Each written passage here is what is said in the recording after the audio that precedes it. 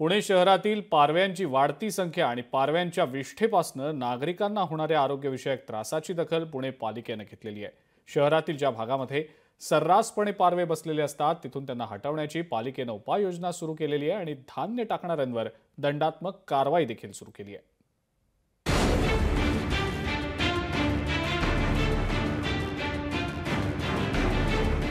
पारव्यांना खाद्य टाकताय, सावधान, महापालिका वसूल करणार दंड। पुण्यात कारवाईला सुरुवात।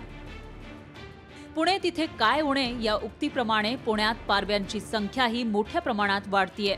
पारव्यांच्या विष्ठेमुळे अनेक आरोग्यविषयक समस्या होतात। याबाबत दक्षता म्हणून पुणे महापालिकेने पारव्यांची संख्या मर्यादित ठेवण्यासाठी प्रयत्न सुरू केलेत।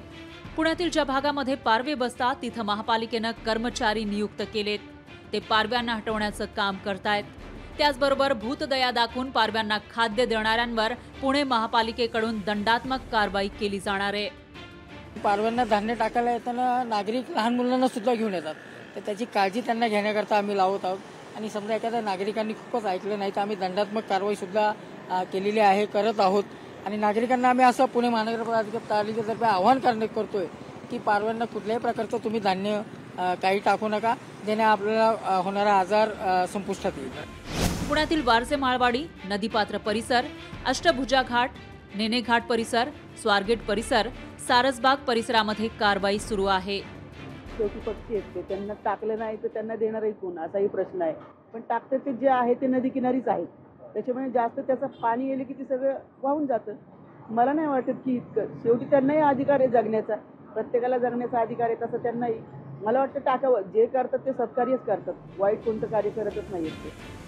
शहरातील विविध भागात पारव्यांना धान्य टाकलं जात असल्यानं पारव्यांची संख्या वाढत असल्याचं समोर आलं होतं। याच पारव्यांचा त्रास नागरिकांना होतोय। महापालिका मात्र याकडे गांभीर्यानं पाहत नसल्याची तक्रार सातत्यानं पुणेकरांकडून केली जात होती। ते लक्षात घेता पुणे महापालिकेनं हा उपाय शोधलाय। यापुढे कबूतर असतील किंवा पारवे असतील अशा पक्ष्यांना कोणत्याही प्रकारचं धान्य आहे ते टाकता येणार नाही आणि जर पुणेकरांनी ऐकलं नाही तर मात्र त्यांच्यावरती दंडात्मक कारवाई आहे ती सुद्धा महानगरपालिकेकडून करण्यात येत आहे। कॅमेरामन योगेश केळापुरेसह अमोल धर्माधिकारी, लोकशाही मराठी, पुणे। लोकशाही मराठी, ऐका, पहा, जागरूक रहा।